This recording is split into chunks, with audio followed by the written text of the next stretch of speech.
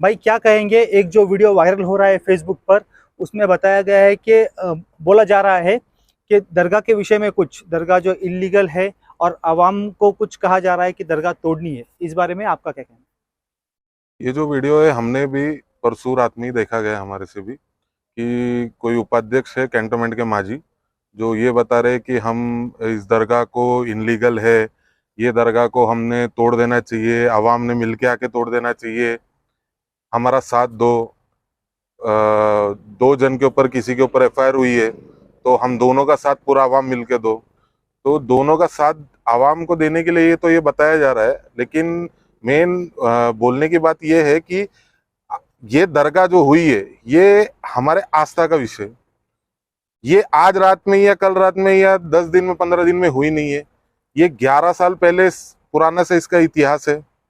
और जिनके वालिद की ये दरगाह है वो इस चीज को दरगाह के हिसाब से देखते ही नहीं है। ये तो वो ये सोचते हैं कि ये मेरे पिताजी का घर है, कि हर शनिवार रविवार अपना आना, यहाँ अब्बा के साथ बैठना, अपना टाइम बिताना, उनसे बातें करना, अपना ये सब करके संडे के दिन में अपना शाम को आराम से चले जाना। लेकिन अभी कुछ लोगों ने इसको पॉलिटिकल व्यू बना दिया। जो दो जन के ऊपर जिनके ऊपर एफआईआर है उनमें से एक जो थे सुपरिटेंडेंट साहब, उनका तो ऐसा था कि आज तो वो उस साइड में जाके बोल रहे हैं ये दरगाह गलत है, ये है वो है। लेकिन 11 साल पुरानी मेरे पास में बहुत सी इनके फोटोज हैं, वीडियोज हैं, जो खुद ही या दरगाह पे आते थे, खुद ही सलाह मशवरा बातचीत कैसे बनाना है, क्या करना है, कौन सा मार्बल लगेगा, क्या लगेगा, अपने को ये सब बनवा के लेना है, दरगाह के रोड ऐसी होनी चाहिए, लाइटें ऐसी होनी चाहिए, ये कब्रस्तान है, ये कब्रस्तान जो है ये आज रात को हुआ नहीं, पहले से कब्रस्तान था। यहाँ पे आप रोड बनवा के दो, आप यहाँ पे ये करवा के दो, आप ये वो करवा के दो। ये उस टाइम से सिलसिला चलता रहा। और हाजी अरफात शेख साहब का अपने फादर के साथ इतना अटैचमेंट है कि उन्होंने ये सब चीज की कभी कोई चीज की परवाह नहीं की, कि जो मेरे समाज को चाहिए, जो मेरे आवाम को चाहिए वो देते जाओ, इस जरिए से मैं मेरे कौम की कैसे मदद कर सकता वो करते गए। आज इनको अचानक से इनके जब काम वगैरह ये वो सब पर्सनल इनके ये सब चीजें बंद हुई, पानी के ठेके बंद हुए, बाकी दुबई के काम इनके बंद हुए, तो अचानक से आज इन्होंने दरगाह को मुद्दा बना दिया। जब इन्होंने दरगाह को मुद्दा बना दिया, इनको आवाम जब 40 साल का 50 साल का हिसाब पूछने आती जामा मस्जिद का, तो ये दरगाह की तरफ उनको भटका देते कि दरगाह देखो ऐसी हो गई, हाजी अरफत ये कर रहा, हाजी अरफत वो कर रहा। यहाँ पे कभी भी आज सलामती पीर साहब के हजारों में नहीं लाखों में फॉलोअर्स है, लेकिन कोई किसी को जबरदस्ती यहाँ लाया नहीं जाता है कि भाई जबरदस्त, कोई इसमें चंदे का धंधा नहीं है कि भाई तुम ये पैसा भेज दो, तुम वो पैसा भेज दो, दरगाह का ये करना है करना है, नहीं। जो भी है वो अपने तरफ से खुशी से हाजी अरफात शेख साहब अपनी ट्रस्ट से करते हैं। कि अच्छा, सिर्फ ये दरगाह का यही नहीं, जैसे कि आज रमजान में हो बेवाओं को उनका किट पहुंचाना हो, कोरोना में ट्रक भर भर के राशन पहुंचाना हो, हर चीज जो गुप्त तरीके से की जाती। जैसे आज मैं खुद एक सिख समाज से बिलोंग करता हूँ और मैं गए 7 से 8 सालों से इस जगह से जुड़ा हूँ, सलामती पीर साहब की दरगाह पे आता हूँ, ये बैठते हैं, कुछ दो भी दुआएं सब यहाँ जल्दी से जल्दी मेरी कबूल होती, तो हम लोग आस्था के विषय से हम लोग यहाँ आ जाते हैं। लेकिन उन 7-8 सालों में ये पर्सनली मैंने खुद ने देखा गया है कि ये वायर का बंडल पूरा लाना है, इसके 5 लाख का ये बिल है, 10 लाख का वो बिल है, भाई ये देख लो, भाई वो देख लो। वो इंसान समाज के लिए जब चाहे जहां चाहे वो खड़ा रहता था। अच्छा, आवाम को तकलीफ है, आवाम को तकलीफ है, इनको तोड़ दो, ये कर दो, लेकिन इन सब में इनके बच्चे कभी नहीं आएंगे। इनके जब आवाम को बुलाने की बात आएंगी तो ये अपने बच्चों को दुबई भेज देंगे, सऊदी भेज देंगे, और लोगों के बच्चों को, गरीब बच्चों को भटका के उनको इस राह पे लाके उनका करियर खराब करेंगे कि इन पे केसेस लग जाएं, इन पे ये। आवाम का काम तो इन्होंने खराब किया है, आवाम को पूरे इन्होंने खराब किया है। जो उपाध्यक्ष साहब बताते, ये कैंटोनमेंट बोर्ड में माजी उपाध्यक्ष रह चुके हैं, ये बोलते सरकारी जमीन पे हम कब्जा नहीं होने देंगे। तुम सरकारी जमीन पे कब्जा नहीं होने देंगे दरगाह के, ये तो एक पोल खोल में हम ये विषय लाएंगे, ये सरकारी है, कैसे दी, किसने दी, क्यों दी, ट्रस्टियों ने दी, ये सब तो बात पोल खोल में कभी ना कभी खुलनी है, सामने आनी है, कोर्ट में हर चीजों के पुरावे सब चीजें। तुम ये बताओ कि तुम्हारा जो घर, तुम्हारी जो दुकानें, तुम जो जिधर जिधर से भाड़े लेते, वो तो सब कैंटोनमेंट सरकारी जमीन है। दूसरे जो सुपरिटेंडेंट साहब है वो जामा मस्जिद के खुद सरकारी जमीन पे वो अपने घर को ताला मार के बैठे, अरबों करोड़ों रुपए की इनकी प्रॉपर्टियां होने के बाद भी। और आज आवाम को पूरे इनके इतिहास में कोई आवाम को इन्होंने कोई सीधे तरीके से काम नहीं किया है। जिसको देखो उसको फंसाने का, इसको ये केस में फंसो, उसको वो केस में फंसो। आज इनको ये तकलीफ हो रही कि हम फंस गए, क्योंकि अब इनके पास कोई पब्लिक है नहीं, कोई गफ्फूर नहीं, कोई पप्पूर नहीं, कोई सलीम नहीं, कोई जावेद नहीं, तो ये खुद फंसते जा रहे। अच्छा, आप ये बताएंगे कि मौलाना गलत था, मौलाना ऐसा किया। मौलाना 5 वक्त का नमाजी आदमी, लोगों को नमाज अदा करवाता, अल्लाह के सबसे करीब रहने वाला आदमी, वो झूठा। और इनके रिकॉर्ड तुम आप लोग देख लो कि इनके रिकॉर्ड में आप मान लेंगे कि ये क्रिमिनल बैकग्राउंड इनका पूरा, कि ये रॉबरी केसेस में, ये फलाने केसेस में, ये वो केसेस में, कोई प्रॉपर्टी की ईओडी की इंक्वायरी में। लेकिन ये सब ये सच्चे हो जाते और आवाम को मौलाना झूठा बताते। कहीं भी आना है, कहीं भी अपनी दादागिरी करना है, ये तो इनकी चलती थी कि चलो समाज था, आवाम थी, सुनती थी, पहले इनको पता नहीं था। अब दिक्कत ये हो गई, आवाम भी होशियार हो गई, उनको भी सही गलत समझ में आने लग गया। अच्छा, सही गलत समझ में आने लग गया, हाजी अरफत शेख की वजह से नहीं समझ में आ रहा, ये तो आवाम को खुद दिख गया ना कौन सही है और कौन गलत है।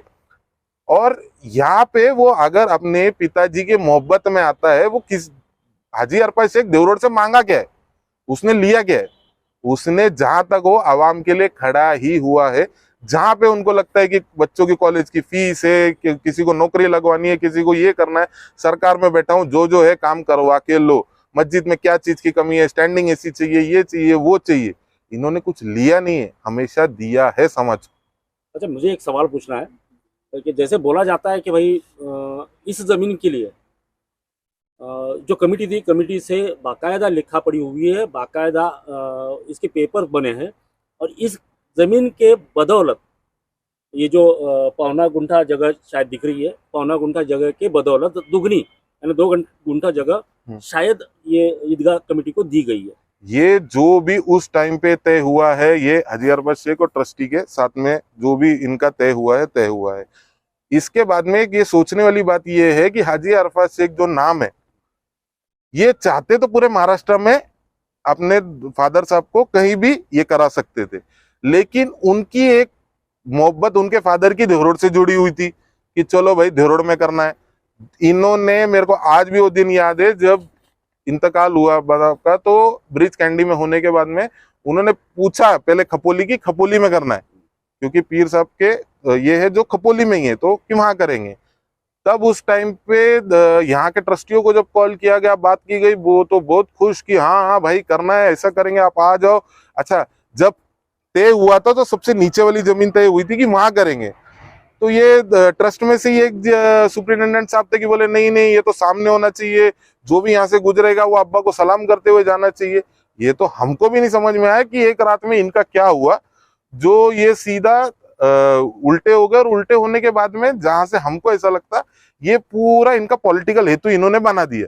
जब लोग इनके पास आए कि आप ये दे दो, वो दे दो, ऐसा कर दो, वैसा कर दो, तो ये सीधा जाके वहां चले जाएंगे कि कब्र बना दी, ये कर दिया, वो कर दिया, दरगाह बना दी, छत चढ़ा दिया, ऐसा कर दिया, वैसा कर दिया।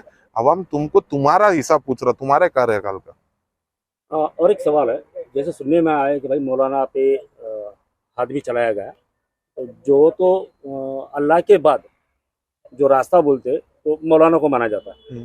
फिर भी इन लोगों ने, या जो जिसने भी जिन लोगों ने, तो उनके खिलाफ तो एफआईआर हो गई नहीं। हाँ जी। तो एफआईआर में जिन जिन लोगों के नाम थे, क्या उनमें इनका भी नाम था जो फेसबुक पे अभी बोल? हाँ जी, हाँ जी, ये दोनों का ही नाम है इनमें, और शायद एक और आदमी का नाम है इनमें से। ये इनका एक्चुअल में ये मेन बिजनेस है कि मौलाना को धमकाना, कोई गरीब को धमकाना, कोई गरीब को तकलीफ देना। ये क्योंकि ये बेचारे क्या कर लेंगे, जो ये मौलाना होते हैं या ये जो भी खिदमतगार होते हैं, ये बेचारे कर क्या लेंगे। लेकिन इनको ये समझना चाहिए, ये दुनिया के पास जाके अपनी फरियाद कभी बताएंगे नहीं, लेकिन इन्होंने जिस दिन अपनी फरियाद आपने अल्लाह को बता दी, उनकी मार तो सबसे ज्यादा उनको ही पड़नी है। और ये जो देवरोड आवाम देख रहा है, जो इतने बड़े बड़े पोस्ट में रह चुके हैं, आज वो एक उपाध्यक्ष, माजी उपाध्यक्ष पोस्ट भोगा हुआ आदमी है, एक सुपरिटेंडेंट भोगा हुआ आदमी है, और आज ये खुद ही एफआईआर में नाम आ रहे हैं इनके। तो ये अल्लाह की मार है इनको, ये बहुत जल्दी और बहुत अच्छे से पढ़ने वाली है। क्योंकि मौलाना वगैरह जो भी ये सब चीजें कर रहे हैं, ये तो बेचारे बताना किसी को पहले, कुछ बोल नहीं नाम सकते। बताने का। हाँ, क्या कहेंगे आज आप वक्फ बोर्ड के ट्रस्ट पे है जामा मस्जिद के, इससे पहले भी काफी सारी मामला पेश आए थे जामा मस्जिद में, उसके बारे में आपका क्या खुलासा? अस्सलाम वालेकुम, मेरा नाम है फरहद यूनुस सत्तार। मैं यहाँ पे जामा मस्जिद में एडॉक कमेटी जो वक्फ बोर्ड की तरफ से नियुक्त की गई है उसमें से एक सदस्य हूँ। हम कुछ छः सदस्यों की नियुक्ति हुई थी, उसमें से 7 की हुई थी, पर एक ने पहले राजीनामा दे के चले गए, तो उसके बाद में बचे हम 6 और वक्फ बोर्ड के एक अधिकारी हमारे साथ में होकर हमें इससे 7 लोग हो गए। तो वो 7 लोग अभी इधर कार्यरत थे। कार्यरत में से हमारे एक सदस्य ने अभी बीच में कुछ महीनों पहले राजीनामा दे दिया था, और अभी एक को निकाला गया कुछ 4 दिन पहले, क्योंकि उनकी हरकतों की वजह से मौलाना को डराना धमकाना उन्होंने भी चालू किया। जो जिस वजह से पहले की कमेटी बर्खास्त हुई, यही जो किस्सा करते थे कि पहले जो मौलाना रहते थे उनको, जैसा हमारे दोस्त ने बताए कि वो सुपरिटेंडेंट साहब जो अपनी हुक्मशाही चलाते थे उधर मस्जिद में, उनकी सत्ता उधर चली जाने की वजह से आज वो लोग बौखला गए। और उन लोगों की सत्ता जाने का कारण वही जो मौलाना, जो उलेमा, जो उस मस्जिद में लोगों को नमाज पढ़ाते थे, हक ईमान से पढ़ाते थे, आज उन लोगों को जो उन लोगों ने गालियां दम दाटे करके जो निकाला, आज उसका सिला उनको मिला है। और उन सब का सिला पूरा करने के लिए आज हमारे ईदगाह मस्जिद के मौलाना उनके खिलाफ खड़े, कि पहली बार किसी ने हिम्मत किया और बोला और कोर्ट तक पहुंच गया, तो उस चीज़ की हम सराहना करते हैं। तो आपने जो बताया डराते धमकाते थे, तो उसके पीछे कुछ वजह होगी, क्या वजह रहती? कि ये लोग जो उलेमा है हमारे इसके, वो लोग इस्लाम के हिसाब से चलते हैं, शरीयत के हिसाब से चलते हैं। उन लोग जो फैसले देते हैं वो उन लोग जो शरीयत जो बोलता है वही फैसले देते हैं, और इनको चाहिए जो इनको मानने वाले हैं, इनके हिसाब से फैसले देंगे, वही लोग इन लोगों को चाहिए। अब ये लोग वैसा नहीं करते, तो उन लोग क्या करते हैं, उनको डराते धमकाते, गालियाँ देते, उनके नल काट देते और फिर उनको भगा देते। जो उनका सुनता है वो लोग उधर टिक जाते हैं। मतलब आपकी कमेटी की सुने या जो बदनाम है उनकी सुने? आवाम बहुत होशियार है, आवाम को ऐसा किसी को ऐसा अलग से बोलने की जरूरत नहीं है। यहाँ पर कितना भी बोल ले, जैसा वोटिंग में एक नेता बोलता कि मेरे को वोट दो, मेरे को वोट दो, पर आवाम वही करती है अंदर जाके जो उनको अच्छा लगता।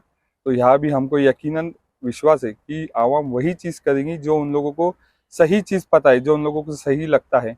उन लोगों को लगे बाकी के लोग कोई कुछ बोले उसमें कि आज ये यहाँ पे ज़बरदस्ती ताबा मारे, मतलब बाहर जाते इन लोग कुछ भी बताते किसी को भी, पर एक्चुअल में इनका बैकग्राउंड किसी को मालूम नहीं है कि ये लोग ने जगह दिए, देने वाले ये, करने वाले सब ये, पहले सलामी ठोकने वाले लोग ये इधर आके, और जब इनके काम नहीं बने तो विरोध करने वाले भी यही। हाँ, उस वीडियो में ऐसा भी एक कहा गया है कि वो कमिश्नर ऑफिस में इस दरगाह को तोड़ने के बारे में मोर्चा लेकर जाएंगे, इसके बारे में आपका क्या कहना है? वो कहते हैं कि भाई तोड़ने के लिए मोर्चा लेके जाएंगे, तो यहाँ पे जो हाजी भाई के अब्बा की जो मज़ार बनी है, तो ये हमारे आस्था का ये सवाल है। तो वो मोर्चा लेके जाएंगे तो हम लोग भी तो खामोश नहीं बैठे, हम लोग भी मोर्चा लेके जाएंगे। और ये इससे क्या होगा कि यहाँ का माहौल बिगाड़ने का ये लोग काम करेंगे। तो हम लोग को वो नहीं चाहिए। भाईचारे से जो काम होता है वो बैठ के बातचीत से हो जावे। और ये अगर ये दड़पनशाही ला के करना चाहेंगे तो ये हम लोग खामोश बैठेंगे नहीं।